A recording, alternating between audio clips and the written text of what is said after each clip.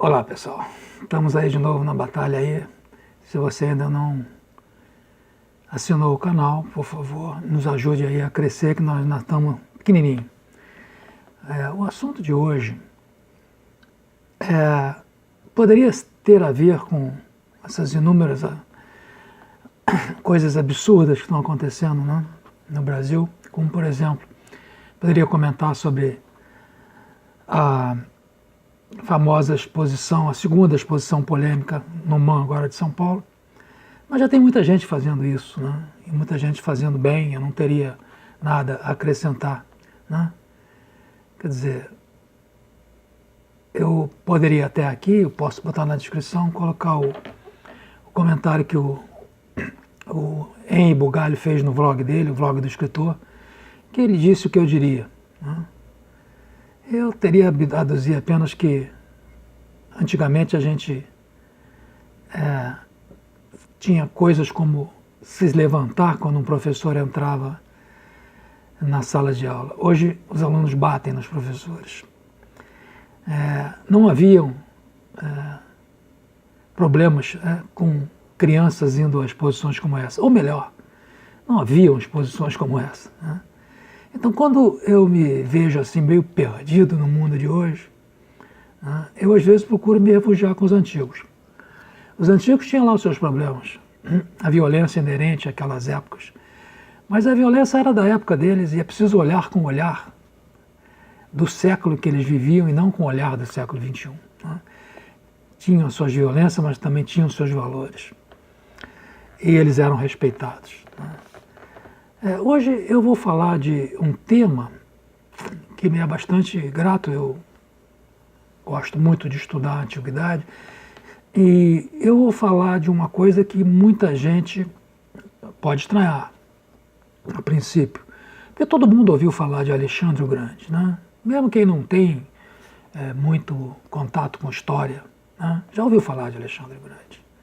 Mas se eu chegar aqui e dizer para você que o pai dele, Filipe II da Macedônia, foi maior do que ele, muitas pessoas vão ficar espantadas com isso. Mas é o que dizem a maioria dos historiadores sérios. Ou seja, não haveria Alexandre sem Filipe. E por que eu digo isso? Bom, Filipe herdou o reino da Macedônia numa época conturbada, numa época em que o rei anterior era o seu irmão Pérdigas, em 359 a.C., foi morto numa batalha contra os exércitos, a tribo da Ilíria, uma tribo ao norte, né, que sempre ameaçou a Macedônia, né, e ela, nessa época, era comandada por Bardilis. Bardilis praticamente aniquilou o exército de Pérdigas, o exército macedônio na época. E Filipe assumiu como regente, né, porque na verdade foi declarado rei Amintas IV, que era, né, o filho de Pérdigas, que era menor. Mas em 2 anos depois ele foi referendado como rei. E como era comum naquela época, eliminando, né, adversários. Muitos desses adversários, meios irmãos, primos, né, tios. Ele eliminou pelo menos uns 5 para se firmar, em 2 anos depois, o Conselho Macedônico o aclamar como rei. Rei na Macedônia, é preciso que se diga que não tem uma conotação parecida com os reis absolutos da época dos reis franceses e dos reis ingleses. O rei da Macedônia era um voto no conselho e conversava com os membros do conselho quase num tom de igual para igual, né? Costumava-se dizer que todos na Macedônia tinham voz, né? E o que fez Filipe, numa situação como essa, né, na época uma tribo, né? A Macedônia poderia se dizer que não era um estado ainda. Filipe vai transformar a Macedônia num estado. Primeiro, a preocupação dele foi evitar que Bardilis consumasse a vitória invadindo a Macedônia. E sua primeira atitude foi diplomática, né? Conseguiu adiar isso com Bardilis. Não se sabe o que especificamente conversaram, mas o fato é que o próprio Bardyllis tinha entre as tribos problemas e aceitou segurar um pouco e não prometeu, de certa forma, que não haveria uma invasão na Macedônia. E não haveria porque ele tinha problemas também. Então, o que fez Filipe nesse período, que pouco menos de 2 anos, ele resolveu organizar o exército dele, né? Resolveu treinar esse exército, né? Naquela época já existiam as falanges gregas eram falanges de 8x8, e tinha um armamento muito pesado, quer dizer, a vestimenta, a couraça dos soldados era muito pesada. Filipe mudou isso, transformou esses combatentes, os hoplites, com uma vestimenta um pouco mais leve, desde o shield, desde o escudo até as couraças. Por quê? Para também fazer um pouco de economia, porque ele estava com o reino completamente desgastado pela guerra. E aumentou de 8 para 10, 10 por 10. Mais tarde, na época de Alexandre, isso foi aumentado de 16 para 16, formando blocos de 256. Né? E uma política de aproximação com seus comandantes, né? Tornando eles mais próximos a ele. Foi nessa época que se cunhou os termos de companheiro, né? Os retairoi, né? Os amigos, né? Os filói, né? Ou os hegemônios, que eram os comandantes militares. E ele trouxe essas pessoas mais para próximo dele, né? Num contato muito estreito. Né? Começou a quebrar algumas vamos dizer assim, diferenças que existiam, e mais ainda, ele teve uma política ele não fazia escravos, ele transferia as pessoas que ele tinha, de certa forma, capturado em batalhas, transferia para as fronteiras, para a cidade de Macedônia, davam a eles direitos macedônios e incorporava eles no exército. Né? Com isso ele conseguiu, junto com os próprios macedônios, povoar pontos, fortificações nas fronteiras, né, com esse pessoal, que começou a ganhar um sentido de nação que não existia antes. Eles não lutariam mais, né, por uma tribo, mas por um território grande, por algumas vantagens que Filipe começou a dar para eles. Né? Então, além disso, no momento que ele diminuiu, entende, o peso das couraças, do armamento desses integrantes das falanges, ele precisava inovar de alguma maneira, e ele inovou com a nova arma, a sarissa. A sarissa era uma lança que os relatos dizem que tinha de 4 a 6 metros, né? Em comparação com a antiga lança que as falanges gregas usavam, que tinham 2,5 metros. Quer dizer, eram lanças de 4 a 6 metros que pesavam cerca de 6,5 kg e tinham que ser empunhadas com as 2 mãos. E dependendo da formação que as falanges faziam, formavam um escudo fantástico, né? Contra as infantarias e contra também objetos atirados, porque o pessoal das fileiras mais traseiras levantava as falanges num ângulo e fazia um bloqueio também. E ele transformou, né? Ele prejudicou a mobilidade, né, dessas falanges, que depois foi adquirida com treinamento, para introduzir força nessas falanges. A força de uma arma nova e da utilização de uma arma nova, que era a sarissa. Né? Começou a treinar os jovens. Né? Ele treinou numa escola real de pajens. Né? Essa escola real de pajens treinava os jovens durante 4 anos. Eles não só eram introduzidos nas ciências, nas artes gregas, né? Como também na luta, no treinamento de campo. Todos os rapazes iam para lá. Né? O próprio Alexandre, filho de Filipe, teve como tutor Aristóteles. Né? Acho que a maioria das pessoas que estudam um pouco de história sabe disso. Né? Aristóteles ficou quase 3 anos como mentor, né, intelectual de Alexandre. Né? Depois disso ele passou a unificar a Grécia. Né? Depois que o exército dele começou a ficar com uma certa força, ele voltou a enfrentar os ilírios e venceu os ilírios. Né? Começou a atacar todas as tribos fronteiriças na Trácia, né? Depois na Tessália, e no final, ele conseguiu, em Queroneia, unificar toda a Grécia, né? E ser considerado o hegemon da Grécia. A Liga de Corinto, né, que foi formada mais tarde, né, o nomeou o hegemon da Grécia e aprovou a sua investida na Ásia contra os persas, que era uma coisa que a Grécia toda, né, tinha engasgado, né? Aqueles anos, aqueles anteriores em que a Pérsia havia dominado a Grécia. E a Macedônia, de uma certa forma, usava, entende, uma ferida que era grega, né, era mais grega do que Macedônia, para justificar, entende, o seu plano de invadir a Pérsia, né? Então ele, unificando a Grécia toda, né, e para isso ele teve que lutar algumas batalhas, até formar um exército poderosíssimo, né, e se tornar o capitão hegemônico na Grécia, né? Mas o que acontece, né? Todos, de uma certa forma, sabem que quem foi para a Grécia não foi Filipe II, foi Alexandre, seu filho, né? E por quê?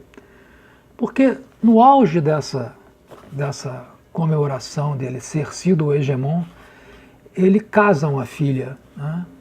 Casa uma filha, Cleópatra, que era irmã de Alexandre, né, com um dos reis do Épiro, né, que era do reino da sua mulher Olímpia, que por causa de desavenças com a mulher, ele havia preocupações que ela estava fomentando o rei do Épiro a ter problemas, invasões na Macedônia. E esse casamento, de uma certa forma, era assim que se faziam as coisas na antiguidade. Casamentos selavam alianças, né? Ele casou Cleópatra, sua filha e irmã de Alexandre, com o rei do Épiro. E foi nesse casamento, né, nessa cerimônia de casamento, que Filipe II foi assassinado, né? Em um dos assassinatos mais controversos da história, porque existem vários suspeitos que tinham interesse em afastamento de Filipe. Desde Dario, o persa, né, que foi o que foi acusado, finalmente, até o próprio Alexandre, né, que através da sua mãe poderia ter sido instigado a afastar Filipe. Alexandre tinha bastante ânsia pela glória, pelo poder. Então, ele foi colocado como um dos suspeitos, né? Também haviam outros reinos na Grécia, né, que tinham também príncipes e herdeiros que tinham suspeitas de terem participado nisso. E quem perpetrou o assassinato, quem realmente esfaqueou Filipe no centro, praticamente no centro do ginásio em Agéia, onde tinha sido feito o casamento da filha dele, foi Pausânias. Pausânia era alguém da guarda, né? Um daqueles reiteroi, aqueles companheiros próximos da guarda, que tinha tido problemas, né? E tinha sido ridicularizado, provavelmente sodomizado, e tinha sérias desavenças com Filipe, porque Filipe teria dito que ia reparar o dano que tinham causado a ele, mas de certa forma não reparou. E ele foi uma presa fácil para ser o mandante, seja por Dario, ou seja por quem quer que tenha sido. Porque, na verdade, até hoje a gente não sabe, né, quem realmente matou Filipe. Se foi o ouro persa, como Alexandre se referia, se foi o próprio Alexandre numa conspiração engendrada por sua mãe, ou se foram príncipes da Lacedônia, né, que tinham também desavenças com Filipe. Ninguém, na verdade, até hoje descobriu isso. O candidato realmente mais provável é Dario, né? O Dario, o rei persa que queria evitar, né, essa invasão em suas terras, né? Então veja bem, Alexandre, na hora que ele assumiu o poder com a morte de seu pai, ele tinha um exército bem treinado, tinha não mais uma tribo, não mais um estado tribal, mas um estado organizado, talvez o primeiro estado organizado do Ocidente, e um exército formidável, né, com novas técnicas já amplamente treinadas, experimentadas na batalha. Né. Então, por isso é que alguns historiadores dizem que Filipe II foi maior que Alexandre. A gente tem uma representação de Filipe II, essa que eu vou mostrar aí, que foi baseada nos restos, num estudo forense dos seus restos que foi encontrado em Vergina, na antiga Ágia, né? E ele tinha um ferimento no olho direito, ele ficou cego no olho direito com uma flecha que durante o cerco de Metona, e essa flecha por pouco não atinge o cérebro, ele teria morrido, mas a flecha foi retirada, ele ficou com uma cicatriz profunda no olho direito. E essa figura que vocês estão vendo aí reproduz o rosto de Filipe a partir do esqueleto dele. Quer dizer, é uma figura que pode ser bastante próxima do que era Filipe na realidade. Né? Então, eu estou colocando essas questões para vocês pensarem um pouco sobre Filipe II, se interessarem um pouco sobre a sua vida, que muito pouca gente estuda Filipe II. A maioria das pessoas que se interessam por essa época partem para Alexandre e esquecem Filipe II. Um dos filmes que foram feitos recentemente, que foi o Alexandre de Oliver Stone, de 2004, teve esse grande mérito, tá, de mostrar que Filipe II deu a Alexandre todas as condições para que ele mais tarde fosse o Alexandre o Grande. Né? Esse é um filme em que eu fiz uma resenha e está muito bem. Eu vou botar na descrição uma resenha que me parece que tem sido muito bem recomendada pelas pessoas que leem. E eu vou botar na resenha, vou botar essa resenha, o link dessa resenha na descrição. Eu recomendo àqueles que não viram esse filme, Alexandre, de 2004, de Oliver Stone, que vejam. Tá? O filme teve a assessoria de um historiador. Não é preciso na caracterização histórica. Tá? Tem algumas pequenos senões. Mas comparado com a versão anterior, de 1956, de Alexandre, que foi feita com a participação de um artista bastante conhecido na época, e agora não estou me lembrando do nome dele, mas é o do diretor Rosen. Esse filme de 56, em termos históricos, é absolutamente uma lástima. Né?